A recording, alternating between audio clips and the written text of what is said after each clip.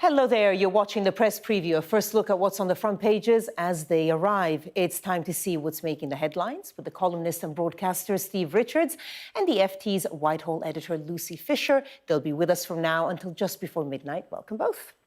So let's see what is on some of those front pages.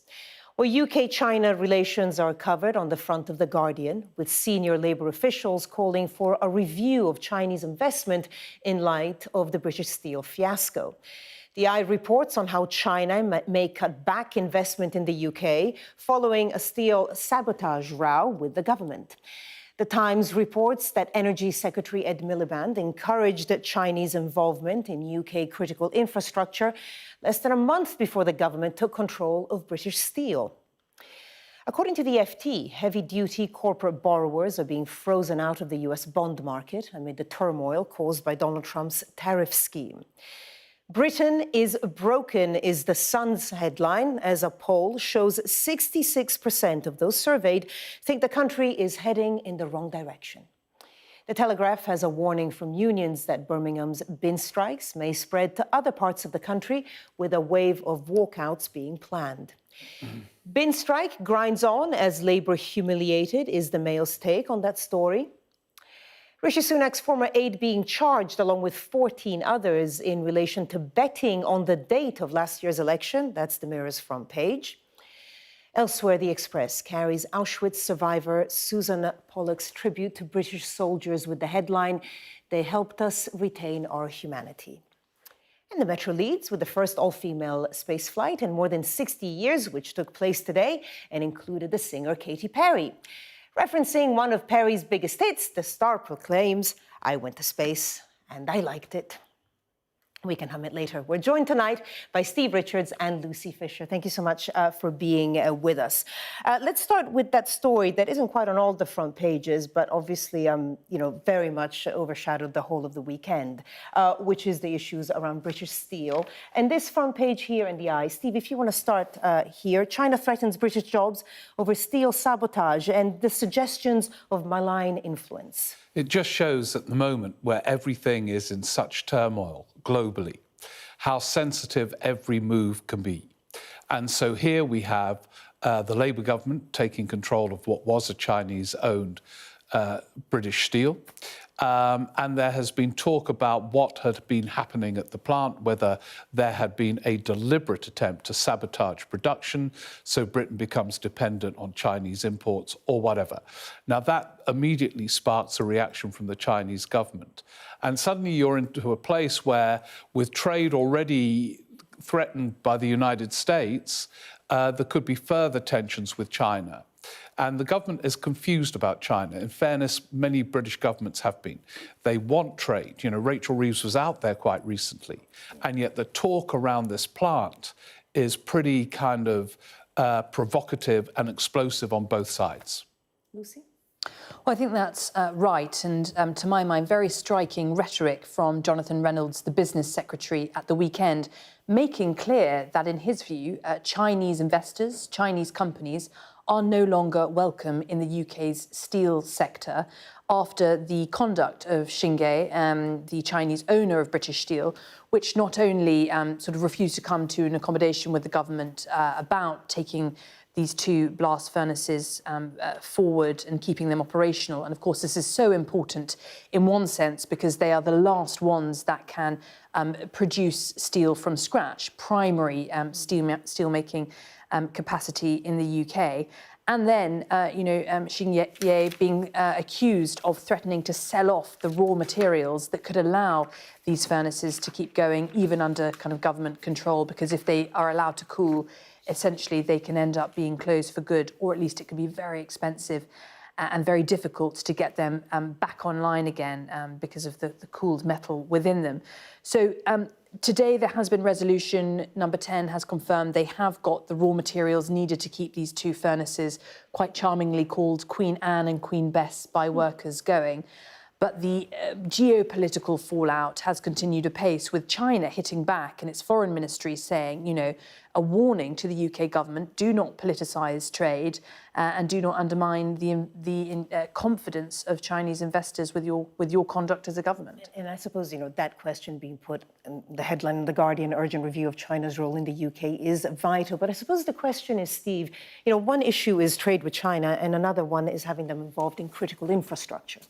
Yeah, and there's a wider issue. So one of the MPs quoted in the front page of The Guardian, Liam Byrne, is making a wider point about the sort of who we sell off our vital infrastructure and delivery provision to. Not just China, but issues with other sell-offs as well. And I think that is a key question. You know, a lot of things were sold off very quickly decades ago, and the consequences are being played out now. But at the same time, the number one priority of this government is growth, and they see China being part of it. So it's interesting that number 10 distanced themselves a bit from some of Johnny Reynolds' onslaught on the Chinese.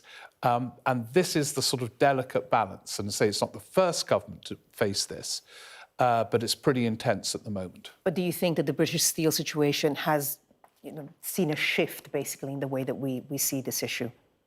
Well, on two levels. One is, again, the whole China issue has risen up the agenda, but also who owns what and public ownership. It was extraordinary on that Saturday debate that you had everyone from Reform to some Tories calling for the public ownership of British steel. Public ownership was taboo in Britain for many decades, but this has brought it back on the agenda.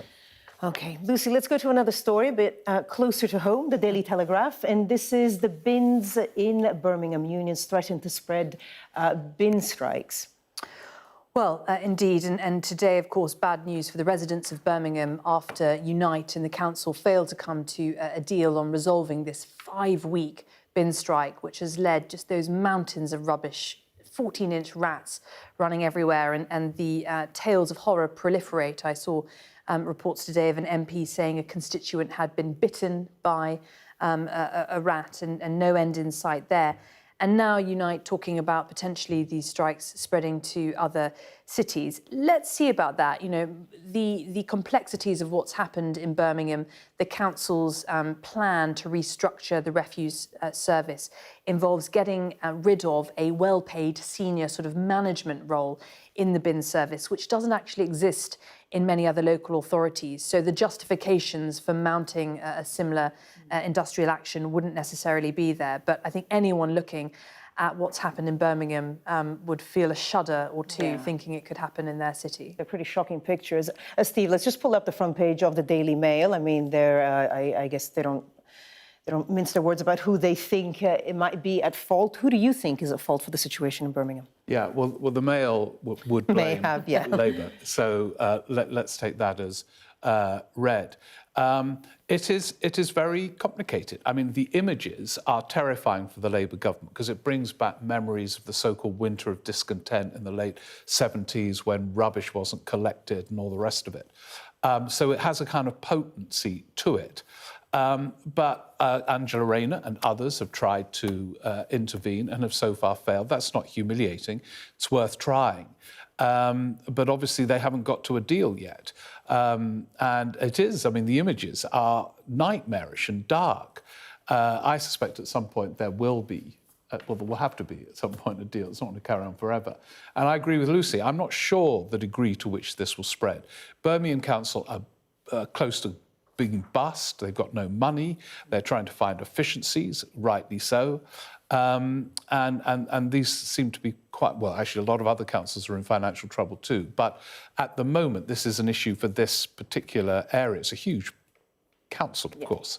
So it's a big story, but it's not clear what the long-term implications are. And again, I mean, you remind us, obviously, that it is a local story, but if we look at the front page of The Sun, I mean, it's another voters' poll verdict, but their headline, Britain is broken. So do you think that something like the bins in Birmingham could actually start impacting on the government quite negatively? Well, I think it can because of the sort of visceral nature of those images that are coming out of the city. and a sense that, this is all the result of, very anemic growth that we've had for the past decade or more since the global financial crisis, which has meant there hasn't been more money to plunge into public services. There is this perception that the NHS has been getting worse, education has been getting worse. And while I'm quite loath to give too much credence to any one poll, I think the polling industry needs to undergo a period of self-reflection after getting it They make good wrong. headlines, though. They make good headlines. And look, I can well believe that people feel that the country isn't necessarily going in the right direction. Things are getting worse. People feel it with their own household standards of living, that, a period of hyperinflation. Voters, if you're asked, are you feeling miserable, on the whole will say yes, and if you're given examples they will say, oh yeah, that's terrible, that's terrible. So on one level, these things you could poll at any time and get a headline like that. However, there is no doubt that the key theme at the election was nothing works, and that's what got rid of the Tories and propelled Labour in. So if they're getting those headlines in the long way off in the build-up to the next election, they're in trouble. They've got to create the impression that things are starting to work and Britain isn't broken, because that was the theme of the last election.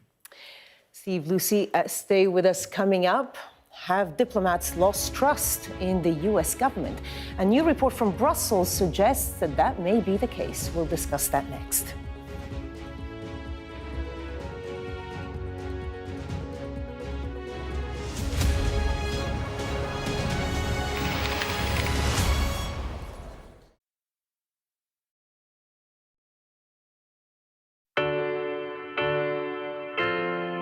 I'm Mark Stone and I'm Sky's correspondent based here in Washington, D.C. We'd been warned that we would meet people in the lowest moment of their lives. Their story is one of fundamental American failure. Well, a slow drive for the president as he approaches his golf club, but I have to say there are more media here than there are supporters. We love Trump! I've witnessed the remarkable passion for politics here, but the anger too. This is just the audience that Joe Biden wanted. Is this the moment to reform gun laws? You know, it's easy to go to politics. But it's important, it's at the heart of the issue. For all the talk of a toned-down, humbled Trump, yes, maybe there was just a little less rhetoric, a little less divisiveness, but in the end it was the same rhythm, the same speech, the same man. All them people that died in Russia and Ukraine, they'd still be alive today if Donald Trump was president. If it was my wish, have a businessman that's strong like Trump, but maybe just doesn't say as much, We are under Israeli military restrictions in terms of some of the things that we can film, but it's important to be in there. What we've been allowed to see over here is a humanitarian corridor, free wherever you get your news. A young American medical student is making remarkable things happen. I've seen a lot of difficult things, and honestly, it breaks my heart. These children don't deserve that. I don't think there's a single Arab I know who isn't seriously disturbed by what's going on. And so they gathered for this wonder of nature. I'm very excited right now. This is an extraordinary moment beyond anything I could have expected. Sky News, get the full story first. We've got your Sunday mornings covered. From the front page and the sounds of the streets to the voices of the people who make the major calls and big picture politics beyond Westminster. We'll put you at the heart of our story. I'm ready. Are you? Join me, Trevor Phillips, Sunday mornings on Sky News. A show of military might and menace. Why should the West trust you? Frankly, I don't care whether the West trusts us or not. Sky News. Get the full story first. Have a quick word for Sky News. Is the West right? Are you fueling Russia's war machine? American journalist Evan Gershkovich is on trial here, but was first on display. I'm Ivor Bennett, Sky's Moscow correspondent.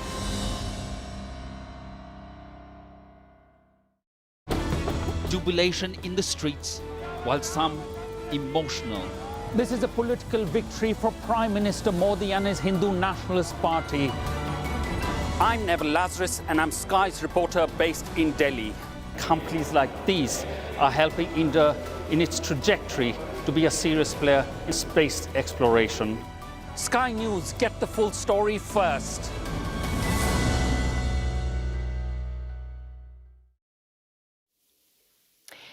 Welcome back. You're watching the press preview with me now, Steve Richards and Lucy Fisher.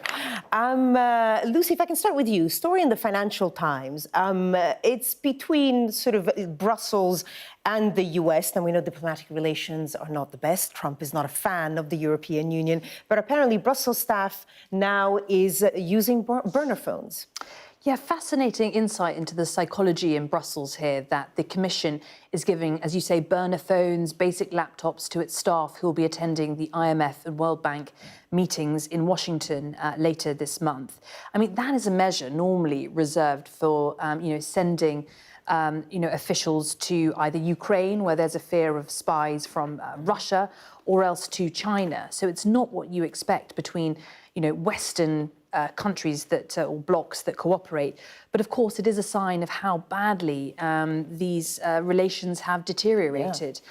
And in particular, Trump accusing the EU of having been set up to screw the US, calling the EU pathetic in terms of its approach to trade and tariffs and so forth. So I think it shows how low relations have fallen and possibly have further to fall still. Steve, what do you make of the story? And just in general, we've talked about Brexit for years, but it does seem that when it comes to relating to Trump, being outside of the EU can be a positive, just because relations between the EU and Trump seem to be, so detrimental. Well, yeah, although that's a manifestation of, I think, a wider neurosis about the Trump administration. I don't think it just applies to the EU. I wonder actually whether that level of neurosis is required, but that's a different issue. Whether being outside the EU for Britain is an advantage, I doubt. I think what we are seeing now is the muscularity of economies being fundamental. So you have Trump being all macho and putting his tariffs and then withdrawing them and claiming that's a triumph. China responding.